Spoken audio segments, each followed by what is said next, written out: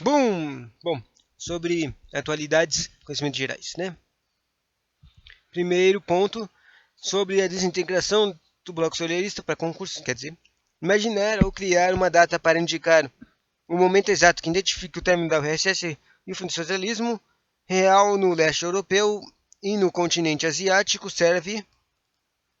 para serve como referencial didático, mas não é útil para quem deseja entender todo o processo que culminou com o término da bipolarização, dizer que a OES foi extinta e que o capitalismo norte-americano saiu vitorioso também não é totalmente verdade, pois se fosse correto estaríamos vivendo numa multipolarização parecida com o período do Império Britânico, mas isso não ocorreu, pois estamos vivendo uma multipolarização, não bipolarização, né?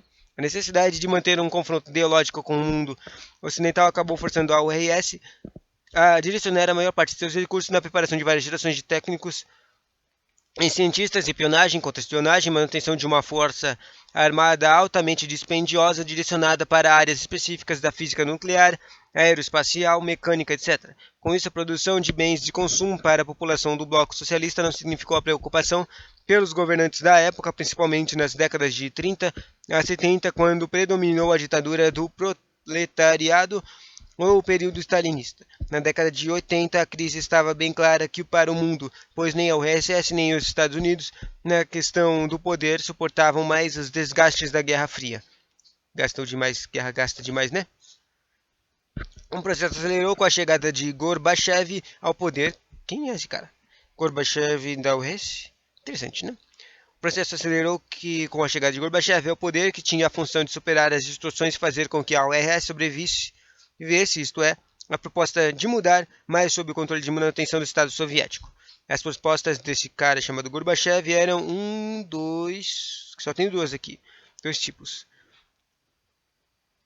Primeiro, uma reconstrução de econômica, perestroika, que são as medidas de fechamento de empresas ociosas, privatização de estatais, devolução ou venda das propriedades rurais, abertura de bolsa de valores, entrada de multinacionais, entrada de capital volátil, formação de bancos e sistema financeiro privado. Essas são as medidas. As consequências dessas medidas eram desemprego em larga escala, principalmente do sexo feminino, fortalecimento das organizações legais, que compraram várias empresas formais e era a seção das máfias, queda do poder aquisitivo da população e aceleração do processo inflacionário. E a segunda política lá se chamava Glasnost. E as medidas que foram tomadas foram maior liberdade de credo religioso, criação de organizações sociais e políticas sem o controle do Estado, as repúblicas conquistam o direito de elegerem seus parlamentares e presidentes, conquistando maior autonomia política, administrativa, uma política de aproximação com o mundo ocidental, provoca um esvaziamento do KGB, de espionagem internacional e de repressão interna. Consequências dessas medidas aqui do Glasnost: a URSS declara que não é mais expansionista e nem militarizada. Inicia um processo de desmonte unilateral dos mísseis com ogivas nucleares e não sustenta mais os países satélites como Cuba, Vietnã, Coreia do Norte, facilitando também os movimentos libertários no leste europeu. Isso aqui está me confundindo. Observação: na prática, essas medidas significam o término da corrida armamentista, pois ficou claro que se acontecesse outra guerra como a das Coreias, do Vietnã e de Angola, a URSS não se candidataria a sustentar grupos contrários aos interesses dos Estados Unidos. A neurose nuclear estava diminuindo, principalmente na Europa, resultando nas rápidas mudanças do leste europeu, rompendo com cortina de ferro, unificando as Alemanhas, desmembrando a Iugoslávia, acarretando a Revolução do Veludo, tanta coisa, né? Durante a Tchecoslováquia e etc. Foi a fase da migração em larga escala do leste para o oeste europeu, coincidindo os eventos da União Europeia e a terceira revolução tecnológica. Isto é, a maior ofertada mão de obra com menor necessidade da mesma. Surgiu o desemprego estrutural, pois a produção e a produtividade aumentaram graças às novas tecnologias, mas o desemprego aumentou. Estavam criadas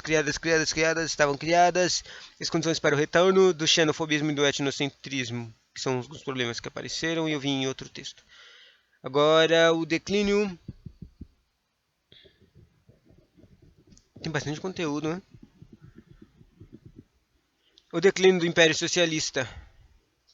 Continuando ainda, segunda parte.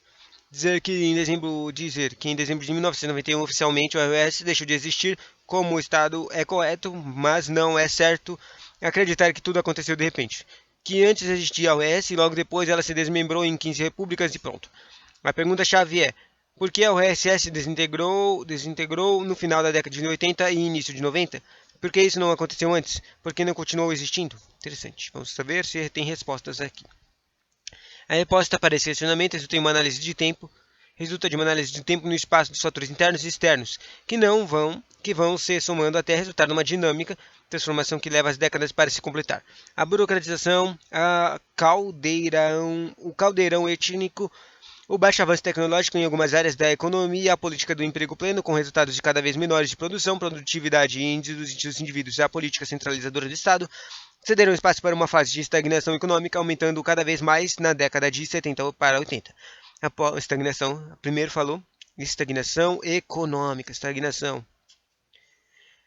Após uma explosão econômica nas décadas de 30 a 40, principalmente na reconstrução da pós-Segunda Guerra Mundial, somando essas questões para a derrota técnico-científica, estagnação econômica, derrota técnico-científica, outra coisa que do bloco socialista em relação ao ocidente capitalista, verificamos que a terceira revolução tecnológica se transformou num fator acelerador responsável pela desintegração do bloco soviético. Portanto, a implementação da perestroika, que se lembra que tinha duas medidas que foram feitas, tentaram fazer, né? Eu não sei se fizeram. Reconstrução econômica e da Glasnost, transferência política, isso aí, por Gorbachev, que é tipo líder lá da União.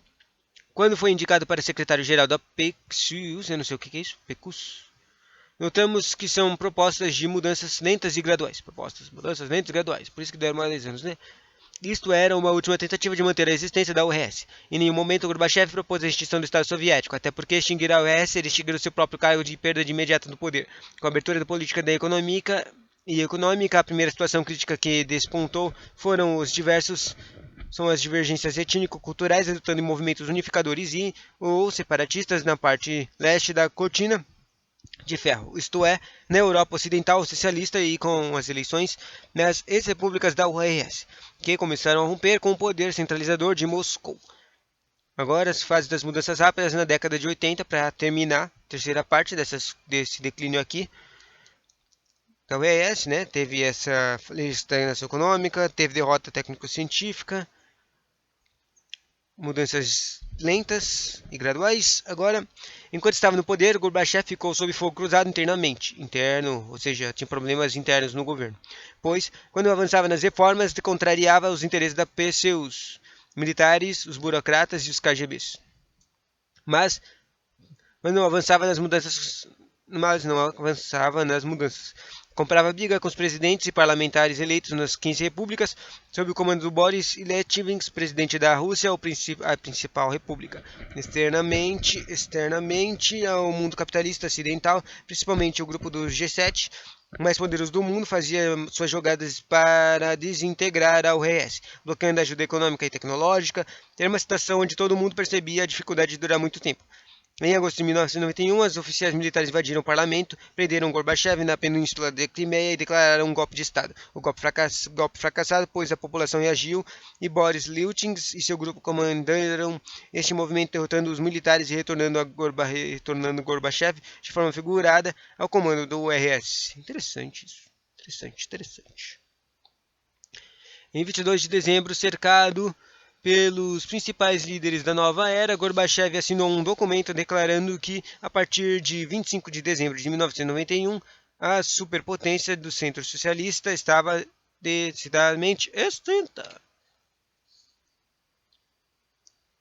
Interessante, né?